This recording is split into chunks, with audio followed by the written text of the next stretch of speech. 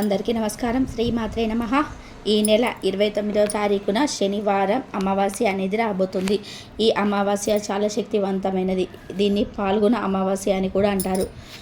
ఆ రోజున కొడుకులు ఉన్నటువంటి ప్రతి తల్లి కూడా మర్చిపోకుండా ఈ చిన్న పరిహారం అనేది చేసి తీరాలి. ఎందుకు అంటే ఈ అమావాస్య మనకు అతీంద్రియ శక్తులతో అంటే కీడుతో వస్తున్నదని చెప్పుకోవచ్చు. కాబట్టి ఆ కీడు అనేది ఆ మగ పిల్లల తల్లులు ఎవరైతే ఉన్నారో ఆ పిల్లల మీదగా ఈ కీడు అనేది వెళ్ళేటువంటి అవకాశం ఉందని చేసి మనకు పండితులు చెప్పడం జరుగుతుంది. కాబట్టి కొడుకోలు ఉన్నటువంటి ప్రతి తల్లి కూడా అంటే కొంతమంది నమ్మొచ్చు, నమ్మకపోవచ్చు. కానీ మీరు నమ్మినా నమ్మకపోయినా, ఎందుకంటే మనకి ఒక్కొక్కసారి గ్రహాలు దోషాలు అనుకూలించవు. అలాంటప్పుడు ఏంటంటే కొన్ని రకాల సమస్యలు వచ్చేటువంటి అవకాశం అనేది ఉంటుంది. కాబట్టి నమ్మకంతో ఈ పరిహారం చేయండి. ఎందుకంటే మన పురాణాలు ఎప్పుడు కూడా మనకు తప్పు చెప్పవండి. కొంతమంది నమ్మరనే ఉద్దేశంతో ఈ మాట చెప్పడం అనేది జరుగుతుంది. కాబట్టి మనం నమ్మినా నమ్మకపోయినా ఖర్చు లేని పరిహారం చాలా సింపుల్గా చేసుకోవచ్చు. కాబట్టి మీరు ఈజీగా చేసేసుకోండి. దానివల్ల ఒకవేళ ఏదైనా అయితే నిజమైనా కూడా మీ బిడ్డలకి ఎటువంటి ప్రమాదం జరగకుండా ఉండేటువంటి అవకాశం అనేది ఉంటుంది. ఎందుకంటే పిల్లల కోసమే ప్రతి ఒక్కరు కూడా ఎన్నో కష్టాలు పడి బ్రతుకుతూ ఉంటారు. ఆ పిల్లల్ని మంచి ఉద్దేశంలోకి, మంచి జీవితంలోకి తీసుకురావాలి అని అందులో ముఖ్యంగా కొడుకుల కోసం కష్టపడేవారు ఎంతమందో ఉన్నారు. కొడుకు కావాలి అని కానీ ఆ కొడుకుల కోసం ఎదురు చూసి ప్రత్యేకంగా వంశోద్ధారకుడు మన ఇంటి పేరు నిలబెట్టేవాడు అని ప్రతి తల్లిదండ్రులు కూడా కొడుకులకు ప్రత్యేక స్థానం అంటూ ఇస్తూ ఉంటారు. అంటే ఇక్కడ ఆడపిల్లలని తక్కువ చేసి మాట్లాడటం లేదండి. మనకు ఆడబిడ్డ అయినా మగబిడ్డ అయినా ఇద్దరు సమానమే. కాకపోతే కొడుకు ఏంటంటే మన ఇంటి పేరు నిలబెట్టే మన వంశోద్ధారకుడు అని రేపు మనకి ప్రతి మంచికి చెడుకు అన్నిట్లో తోడు ఉంటాడని ఇక్కడ కొడుకులు అనేది ప్రత్యేకంగా చెప్పడం అనేది జరుగుతుంది. కాబట్టి ఈ గ్రహణం అనేది కొడుకులు ఉన్నవారు వారిపై ఎక్కువ ఎఫెక్ట్ అనేది చూపిస్తుంది. దీనివల్ల వారికి ఉండేటువంటి ఇబ్బందులన్నీ కూడా పోయి అద్భుతమైనటువంటి ఫలితం అనేది వస్తుందన్నమాట. ఈ పరిహారం కనుక ఆ రోజున మీరు చేసుకున్నట్లయితే. ఎందుకంటే ఈ అమావాస్య వచ్చినప్పటికీ చాలా పవిత్రమైనది, అలాగే శక్తివంతమైనది. ఈ రోజున ఉన్నటువంటి తిథి, వార, నక్షత్రం కూడా చాలా బాగుంటుంది. ఇది చాలా అద్భుతమైనటువంటి అమావాస్య. ఈ అమావాస్య ఏంటంటే చెడును తీసేసుకొని మంచిని తెచ్చిపెట్టుకోవడానికి, అలాగే అనేక రకాలైనటువంటి ఇబ్బందులతో తొలగించుకోవడానికి ఇలా మనకు చాలా రకాలుగా కూడా ఉపయోగపడుతుంది. అలాగే మనకి ఇదేంటంటే ఈ సంవత్సరంలోనే మొదటి సూర్యగ్రహణం. ఈ గ్రహణం అనేది మనకు రాత్రి 6:20 ప్రారంభమై 9:50 ముగుస్తుంది. అంటే ఇది మనకి రాత్రి సమయంలో ఏర్పడుతుంది, సూర్యాస్తమయం తర్వాత. కాబట్టి మనకి ఇది ప్రత్యేకంగా ఏం కనిపించదండి. ఎందుకంటే సూర్యాస్తమయం అయిపోయిన తర్వాత 6:25 నుంచి ప్రారంభమవుతుంది. కానీ దాని ఎఫెక్ట్ అనేది మనకు ఖచ్చితంగా ఉంటుంది. కాకపోతే దీనికి ప్రత్యేకంగా నియమాలంటూ ఏమీ లేవు. కానీ గర్భిణీ స్త్రీలు మాత్రం కొంచెం జాగ్రత్తగా ఉండాలి. ఆ రోజు బయటికి మాత్రం పొరపాటున కూడా రాకూడదనమాట. ఈ యొక్క నియమం మీరు పాటిస్తే సరిపోతుంది. అంతేకాని కొంచెం బియ్యంలో గరికెలు వేసుకోవడము, ఇల్లు వాకిలు కడుక్కోవడం ఇలాంటివి అయితే మాత్రం ఏమీ అవసరం లేదు. ఇది ఒక్కటి గుర్తుపెట్టుకోండి. మనకి పెద్దలు కూడా చెప్తూ ఉంటారు, ఈ అమావాస్య వచ్చినప్పుడు ఏంటంటే కొన్ని రకాలైనటువంటి కీడులతో వస్తుంది. కాబట్టి ఆ రోజున కొన్ని పరిహారాలు చేసుకోవాలని మనకి ఎప్పటి నుంచో పెద్దవాళ్ళు కూడా చెప్తూ ఉంటారు. ఎందుకంటే గ్రహణ ప్రభావం అనేది ఒక్కొక్కసారి ఒక్కొక్క రకంగా పడుతుందన్నమాట. ఈసారి ఏంటంటే మగ పిల్లల మీదగా ఈ దోషం అనేది వెళ్ళిందని చెప్పుకోవచ్చు. ఇది మనకి ప్రత్యేకంగా పండితులు నిర్ధారణ చేసినటువంటి విషయం అండి. అలాగే ఇది ఎంత వయసు పిల్లలు అని కొంతమంది సందేహం రావచ్చు. ఈ మగ పిల్లలకు వచ్చేటప్పటికి చిన్న పిల్లల దగ్గర నుంచి సుమారు 6 సంవత్సరాల దగ్గర నుంచి 30 సంవత్సరాల వయసు గల మగపిల్లల ప్రతి తల్లిదండ్రులు కూడా ఈ పరిహారం చేసుకోవచ్చు. అలాగే మగపిల్లలు కూడా ఒకరున్నా, ఇద్దరున్నా, కొంతమందికి 3 ఉండొచ్చు, 4 ఉండొచ్చు. ఇలా ఎంతమంది మగపిల్లలు ఉన్నా సరే మనం ఈ పరిహారం సింపుల్గా ఇది ఒక్కటి చేసేసుకుంటే సరిపోతుంది అనమాట. ప్రత్యేకంగా ఒక్కొక్కరికి ఒక్కొక్కటి అని ఏం అవసరం లేదు. అందరికీ మనం ఒకటే చేసేసుకోవచ్చు. ఎందుకంటే అందరూ తల్లి కన్న బిడ్డలు కాబట్టి ప్రతి తల్లి కూడా వారి బిడ్డల్ని కంటికి రెప్పలా కాపాడుకుంటుంది. కాబట్టి దీనికి ప్రత్యేకంగా నియమాలంటూ ఏమీ లేవు. కాకపోతే మనకేంటంటే దోషం ఉన్నా లేకపోయినా మనకి తృప్తి కోసం ఏంటంటే ఆ రోజున ఏమి అసలు లెక్క అయితే ఏం లేవు. కాకపోతే కొంచెం ఇల్లు తుడిచేసుకోండి, కాస్త రాళ్ళ ఉప్పు కానీ పసుపు కానీ వేసుకొని ఇల్లు తుడుచుకొని, అలాగే మీరు మరుసటి రోజు ఏదైనా పూజ చేయాలనుకుంటే మాత్రం ఖచ్చితంగా పటాలు కూడా తుడిచేసి తర్వాత మీరు మళ్ళీ చక్కగా పూజ చేసుకుంటే మీకు ఏదైనా దోషాలు ఏమన్నా చిన్న చిన్న చితకా ఉన్నా కూడా అవి కూడా పూర్తిగా వెళ్ళడానికి అవకాశం అనేది ఉంటుంది. అలాగే ఆ రోజున ఏంటంటే కాస్త ఇంట్లో మాంసాహారం అనేది వండుకోకుండా తినకుండా ఉంటే కూడా చాలా మంచిది. తప్పనిసరిగా ప్రతి ఒక్కరు కూడా ఈ గ్రహణం పూర్తయిపోయిన తర్వాత తలస్నానం అనేది చేయాలి. ఆ రోజున కొంచెం నలుపు రంగు బట్టలు, నీలి రంగు బట్టలు ఇలాంటివి చినిగిపోయినవి కానీ, కాపీ పాతవి అనే కానీ ఇలాంటివి వేసుకోకూడదు. అలాగే ఈ అమావాస్య రోజున కాస్త దూర ప్రయాణాలు ఏమైనా ఉంటే మాత్రం మానుకుంటే మంచిది. ఇంకా కొంతమంది దారిన రకరకాలైనటువంటి దిష్టిలు తీసేసుకొని నిమ్మకాయలు అవ్వచ్చు, మిరపకాయలు అవ్వచ్చు, ఉప్పు వెంట్రుకలని ఇలా దారి పొడుగుతా వేస్తూ ఉంటారు. అలా ఆ రోజున కాస్త మీరు నడిచేటప్పుడు కింద చూసుకొని నడిస్తే చాలా మంచిదన్నమాట. ఎందుకంటే వాళ్ళకు ఉన్నటువంటి ఆ దోషాలు ప్రభావాలు మొత్తం మీ కాలు వెంట మీకు వచ్చేటువంటి అవకాశం ఉంది. మిమ్మల్ని పట్టి పీడించేటువంటి అవకాశం అనేది ఉంటుంది ఆ దుష్టశక్తులు. కాబట్టి జాగ్రత్తగా ఉండండి. ఇక ఈ పరిహారం విషయానికి వస్తే మగపిల్లలకి ఏంటంటే చిన్న వయసు నుంచే కూడా కొంతమందికి చిన్న పిల్లలు ఉంటారు, కొంతమంది పెద్దవాళ్ళు ఉంటారు. కాబట్టి ఈ పిల్లల మీద ఎక్కువగా దిష్టి ప్రభావం అనేది ఎక్కువగా ఉంటుంది. పిల్లల మీద జనం ఏడుస్తూ ఉంటారు. మగపిల్లలు మీ పిల్లడు బాగున్నాడు, చక్కగా ఉన్నాడు, అది ఇది అని చెప్పేసి పిల్లలకు కొంచెం ఏదైనా కొత్త బట్టలు వేసుకున్న కాస్త ఏదైనా నవ్వుతా బాగున్నా, పిల్లలు ఏదైనా కాస్త ముద్దుగా ఉన్న జనం కళ్ళల్లో నిప్పులు పోసుకుంటూ ఉంటారు, ఏడుస్తూ ఉంటారు. ఎప్పుడు మీ పిల్లోడు అట్లున్నాడు ఇట్లున్నాడు అని చెప్పేసి ఎక్కువగా దృష్టి పెడుతూ ఉంటారనమాట. దానివల్ల ఏంటంటే వీరికి దిష్టి తగిలి వాళ్ళకి అప్పటికప్పుడు జ్వరం వచ్చేసేయడము, అప్పటికప్పుడు ఒళ్ళు వేర్చబడము, రకరకాల ఇబ్బందులు పడుతుంటారు. కొంతమంది పిల్లలు కూడా తరచూ అనారోగ్య సమస్యలు వస్తూ ఉంటాయి చిన్న వయసులో. అట్లా ఆ పిల్లలతో మానసికంగా తల్లిదండ్రులు కూడా బాగా ఇబ్బంది పడుతుంటారు. ఇప్పుడు జలుబని దగ్గని పదే జ్వరం రావడము, ఇట్లా రకరకాలుగా పిల్లలకి ఏంటంటే ఎప్పుడు కూడా ఏదో ఒక అనారోగ్య సమస్యలు వస్తూ ఉంటాయన్నమాట.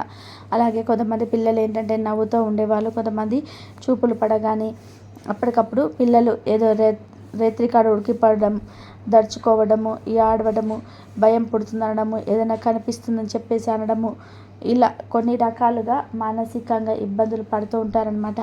అప్పటిదాకా బాగున్న పిల్లోడు సడన్గా వాడికి ఏంటంటే ఏదైనా చూపు పడినా, ఏదైనా జరిగినా గబుక్కున అప్పటికప్పుడు మార్పు వచ్చేసి అన్నం తినకపోవడము, ఏడవడము, దర్చుకోవడం, ఉలిక్కి పడడము, పొద్దాక తల్లి చేయి పట్టుకొని వదలకుండా ఉండటము, ఇలాంటివి కొన్ని రకాలు చేస్తూ ఉంటారు. ఏంటంటే కొన్ని దుష్ట శక్తులు అనేటివి వారి చుట్టూతో తిరుగుతూ ఉంటాయన్నమాట. దిష్టి ప్రభావం అనేది ఎక్కువగా ఉంటుంది. నల్ల దిష్టికి నల్లరాలే పగిలిపోతాయండి. పెద్దోళ్ళమే అల్లాడిపోతున్నాం, అలాంటి పిల్ల ఎంత చెప్పండి, ఆలోచించండి. అలాగే పెద్దవాళ్ళ మీద కూడా ఏడ్చేటువంటి అవకాశం అనేది ఉంది. కాస్త పిల్లలు ఏమన్నా ఒక వయసుకు వచ్చిన తర్వాత అలాంటి పిల్లల మీద చూపు పడేవారు ఎంతమందో ఉన్నారు. కొంతమందికి మంచి ఆడవాళ్ళ గురించి మాట్లాడట్లేదండి, కొంతమంది అలా చూసే వాళ్ళు కూడా ఉన్నారు. అలాగే ఎదిగిన కొడుకు కాస్త ఏదైనా సంపాదించి, కాస్త ఏదైనా ఉద్యోగం చేసినా, కాస్త ఏదైనా సెటిల్ అయ్యి డబ్బు సంపాదిస్తున్నా కూడా అట్లా ఎనకిన కొడుకులు ఉన్న మీద కూడా తెగ సంపాదిస్తున్నాడు, కారులో తిరుగుతున్నాడు, అది ఇది అని చెప్పేసి అట్లా కూడా ఏడ్చే వాళ్ళు ఉన్నారు. అలాంటివి చేసినప్పుడు ఏంటంటే వీళ్ళకి కొన్ని రకాల సమస్యలు అనేవి వస్తూ ఉంటాయి. పట్టించుకోకుండా వెళ్ళినప్పటికీ ప్రతి మనిషి మీద కూడా దిష్టి ప్రభావం అనేది చాలా ఎక్కువగా ఉంటుంది. కాబట్టి అలాంటివన్నిటిని కూడా తీసేయడానికి, ఆ ఏడ్చినటువంటి ఆ ఏడుపులన్నీ ఎవరికి వారికి తగలడానికి ఈ పరిహారం అనేది ది బెస్ట్ పరిహారంగా చెప్పుకోవచ్చు. కాబట్టి సింపుల్గా చేసుకోండి. దీనికి వచ్చేటప్పుడు ఎటువంటి ఖర్చు లేదనమాట. మీరేం చేస్తారంటే ప్రతి ఒక్కరు ఇంట్లో అన్నం వండుకుంటారు కదండి. అన్నం వండుకున్నప్పుడు వేడి అన్నము, నిండుకుండా అన్నము ఎవరు తినకుండా ఉండగానే ముందుగా తీసేసుకోవాలి. గుర్తుపెట్టుకొని నిండుకుండా అన్నం అనేది మీరు తీసేసి ఒక గిన్నెలో పక్కన పెట్టుకొని మీరు కావాలంటే తర్వాత తినండి అన్నము. ఈ నిండుకుండా అన్నం తీసి ఎవరు తాకకుండా అలా పక్కన పెట్టేసుకొని ఆ అన్నాన్ని మీరు 3 ముద్దలుగా చేసి అలా చేసిన తర్వాత ఒక ముద్ద మీరేంటంటే పసుపు చల్లండి. అలా ఒక ముద్ద మీద కుంకుమ చల్లండి. చల్లేసి దాన్ని మెత్తగా మొత్తం కలిసేటట్టు ఆ పసుపు వేసిన ముద్దని పసుపు ముద్దలాగా మొత్తం ఉండలాగా చుట్టేసేయండి. అలాగే కుంకుమ చల్లినటువంటి ముద్దను కూడా అలా మీరు కుంకుమ ముద్దలాగా కలిపేసేయండి. ఒక ముద్దేమో తెల్ల అన్నము అదంతే ఉంచాలి. అంతలో మనం వచ్చేసి ఏమీ కలపకూడదు. అలా వేసేసిన తర్వాత దాంట్లో మీరు నల్ల నువ్వులు ఉంటాయి కదా, ఆ నల్ల నువ్వులను కూడా ఈ 3 ముద్దల మీద చల్లేసి ముద్దలాగా చుట్టేసేయండి. ఎందుకు అంటే ఈ నల్ల నువ్వులు దోషాన్ని తీసేయడానికి చాలా శక్తివంతంగా ఉపయోగపడతాయి అన్నమాట. దిష్టిని ఏదైనా దుష్ట శక్తులను ఏదైనా ఉన్నా కూడా మొత్తాన్ని తరిమి కొడతాయి. ఇక తర్వాత వచ్చేప్పటికి మీరు ఒక కోడిగుడ్డు తీసుకోండి. కోడిగుడ్డు పగలకూడదు, అంటే కొంచెం ఏదైనా క్రాకుల్లాగా ఉంటాయి, అలా ఉండకూడదు. ఏదైనా ఉన్నా కూడా మచ్చల్లాగా ఉన్నా కూడా కొంచెం శుభ్రంగా క్లీన్ చేసి ఒక కోడిగుడ్డును తీసుకోండి. తీసుకున్న తర్వాత దాని మీద మీరు ఏంటంటే కాటుకతో కానీ లేదంటే నల్ల పెన్సిల్తో కానీ బొగ్గుతో కానీ ఇంటూ మార్క్ అనేది వేయాలి. ఇంటూ మార్క్ వేసేసి ఆ వేసినటువంటి కోడిగుడ్డును మీరు ఈ ముద్దల మధ్యలో పెట్టాలి. ఈ 3 ముద్దలు ఉంటాయి కదా, పసుపు ముద్ద, కుంకుమ ముద్ద, అలాగే తెల్ల అన్నము, ఈ నూలుతో కలిపినటువంటి ఈ 3 ముద్దల మధ్యలో ఈ కోడిగుడ్డును ఇంటూ వేసినటువంటి కోడిగుడ్డును కూడా పెట్టేసేయాలి. ఇలా కోడిగుడ్డు చాలా శక్తివంతమైనది. మనకు పరిహార శాస్త్రంలో కోడిగుడ్డుతో చేసేటువంటి ఏ పరిహారానికైనా కూడా బ్రహ్మాండమైనటువంటి రిజల్ట్ అనేది వస్తుందన్నమాట. కాబట్టి కోడిగుడ్డును కూడా తప్పనిసరిగా మనం తీసుకోవాలి. ఇక ఈ పసుపు, కుంకుమ, తెలుపు రంగు ముద్దలు ఏంటంటే మనకి పసుపు అనేది చాలా పవిత్రమైనది, చాలా పవర్ఫుల్. పసుపు అంటే మనకు ప్రతి శుభకార్యంలో కూడా వాడుకుంటాము. మనం బిడ్డల మీద ఉన్నటువంటి చెడు పోయి మంచి జరగడానికి ఇక్కడ పసుపును వాడాము. ఇక కుంకుమ విషయానికి వస్తే కుంకుమ మనకి ఎరుపు రంగులో ఉంటుంది. అంటే మన పిల్లల పైన ఉన్నటువంటి చెడు దిష్టిని, ఇంకా ఏదైనా నెగిటివ్ ఎనర్జీ, ఏడుపులు ఏమైనా ఉంటాయో అవన్నీ కూడా పోవడానికి, ఆ చెడును లాగేయడానికి ఈ ఎరుపు రంగు కుంకుమ అనేది చాలా శక్తివంతంగా పనిచేస్తుంది. ఇక తెలుపు రంగు ముద్ద వచ్చేసేసరికి మనకు మన బిడ్డలు ఏదైనా తెలిసి తెలియక ఏదైనా తాకినా ఏదైనా చేసినా వాటన్నిటిని కూడా గ్రహించేసి మన పిల్లలకు మంచి జరగడానికి ఈ తెలుపు రంగు అనేది చాలా శక్తివంతంగా పనిచేస్తుంది. కోడిగుడ్డు చాలా శక్తివంతమైనదండి. కోడిగుడ్డు కూడా మనకి పైన తెలుపు రంగులో లోపల పసుపు రంగు సున్నతో ఈ చాలా శక్తులతో కూడుకొని ఉంటుందన్నమాట. మనకి కోడిగుడ్డు అనేది చాలా ఎఫెక్టివ్గా మంచి పాజిటివ్ రిజల్ట్ ఇచ్చేస్తుంది. వెంటనే చెడును కానీ దోషాలను కానీ వెంటనే లాగేసుకుంటుందన్నమాట. కాబట్టి తప్పనిసరిగా కోడిగుడ్డు అనేది తీసుకోవాలి. ఇట్లా 2 పిల్లలున్నా 3 పిల్లలున్నా ఇంతవరకు ఈ ప్రాసెస్ సరిపోద్ది. ఆ 3 ముద్దలు నల్ల నువ్వులతో కలిపినటువంటి ఆ 3 ముద్దలు అన్నము, అలాగే ఈ ఇంటూ మార్కేసిన ఒక చిన్న దిష్టి బొమ్మలాగైనా మీరు వేసుకోవచ్చు, లేకపోతే చుక్కలైనా పెట్టుకోవచ్చు అనమాట. కానీ నలుపు రంగుతో మనం చేయాలన్నమాట. అలా పెట్టేసి మీకు ఎంతమంది పిల్లలున్నా ఆ పిల్లల్ని కూర్చోబెట్టేసి ఆ ప్లేట్ తోటి 7 సార్లు కుడి నుంచి ఎడమ నుంచి కుడికి మీ పిల్లల చుట్టూతో దిష్టి తీసేయాలి. అలా ఎంతమంది ఉన్నా సరే, ఒకరైనా 2 అలా తీసేయాలి. ఇక అలా తీసేసిన తర్వాత ఆ ప్లేట్ని, ఆ అన్నాన్ని వచ్చేసప్పటికి మీరు ఎవరు తొక్కని చోట, ఏదైనా చెట్టు మొదట్లో ఎవరు తొక్కని చోట, మన ఇంటి దగ్గర చెట్లు కాదండి, మనకు కాస్త దూరంగా ఉన్న చెట్లలో, పాడుబడిన ప్రదేశాలు ఎవరు తిరగని చోట ఉంటాయి కదా, అలాంటి చోట ఈ అన్నాన్ని పడేసేయాలి. అలాగే ఆ కోడిగుడ్డును కూడా పగలకుండా జాగ్రత్తగా అక్కడ వదిలేసి రావాలి. అలా చేసేయాలి. లేదు మీకు అందుబాటులో లేదనుకోండి, ఏదైనా పారే నీటిలో కానీ అన్నాన్ని, కోడిగుడ్డుని విడిచిపెట్టేసేయండి. ఇక మరి అవకాశం లేదనుకుంటే ఏదైనా ఒక కవర్లో కానీ ఒక పొట్లంలా కట్టేసి అది మీ డస్ట్బిన్లోనైనా పట్టేసేసుకొని అలా కూడా పడేసుకోవచ్చు. కోడిగుడ్డును మాత్రం పగలకుండా ఏదైనా వదిలిపెట్టేసి రండి. ఇక తర్వాత ఏమైనా తిన్నా ఏం జరిగినా ఏం పర్వాలేదు, దానివల్ల మనకి ఎటువంటి చెడు అనేది రాదు.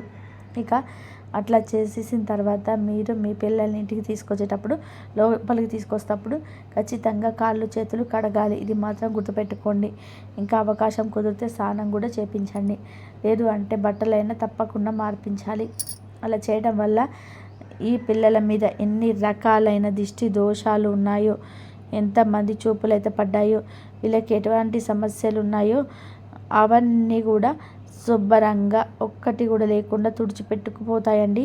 చాలా చాలా అద్భుతమైనటువంటి రిజల్ట్ అనేది రావడం చూసి మీరే గమనిస్తారు.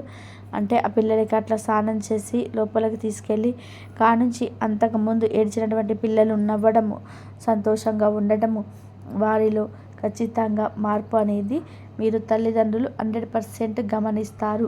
పిల్లలు కొంతమంది చదువులు కూడా నాకు ఇబ్బంది పడుతూ ఉంటారు కదా, ఎందుకంటే ఏదో ఒకటి సమస్యలు, ఆ పిల్లలు ఏదో ఒకటి తరచుకు ఫోన్లు చూడడము, ఎవరో ఒకరు చెప్పిన మాటలకి కనెక్ట్ అయిపోవడం, ఇలా కొన్ని రకాల సమస్యలతో ఇబ్బంది పడుతుంటారు. అలాంటివన్నీ కూడా పోయి పిల్లలు చక్కగా మీరు చెప్పినట్టుగా వినటము, చక్కగా చదువుకోవడము, ఆ భయాలన్నీ తీసేసుకోవడము, చక్కగా అన్నం తినటము, ఏడుపులు మానేసేయడము, కాస్త అనారోగ్య సమస్యలు తగ్గడము, పిల్లలు ఏదైనా పెద్దవాళ్ళు అయితే చక్కగా డబ్బులు సంపాదించుకోవడం, వాళ్ళు మనశ్శాంతిగా వాళ్ళ కుటుంబంతో సంతోషంగా ఉండడం, ఇలా ప్రతిదీ కూడా అనుకూలంగా అద్భుతమైనటువంటి మార్పులు రావడం చూసి మీరే ఆశ్చర్యపోతారు. చాలా చాలా బ్రహ్మాండమైనటువంటి ఫలితం ఉంటుంది. కాబట్టి అర్థమైంది కాదండి. కొడుకులు ఉన్నటువంటి వాళ్ళు తప్పకుండా చేయాల్సినటువంటి పని ఏముందిలే అని అనుకోకండి. చేయటం మాత్రం అసలు ధర్మం. దానివల్ల సమస్యలు పూర్తిగా పోయేటటువంటి అవకాశం అనేది ఉంది. కొన్నిటిని నమ్మితేనే మన జీవితం బాగుంటుంది.